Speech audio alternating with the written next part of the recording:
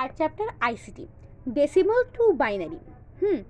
এইটা আমরা কিভাবে করেছি, এই যে এখানে নিয়মটা দেখো 1 2 4 8 16, ওকে ডাবল করেছি, 1 এর ডাবল 2, 2 এর ডাবল 4, 4 এর ডাবল 8, 8 এর ডাবল 16, 16 এর ডাবল হচ্ছে 32, 32 এর হচ্ছে 64। এইভাবে ডাবলিং করা যায়।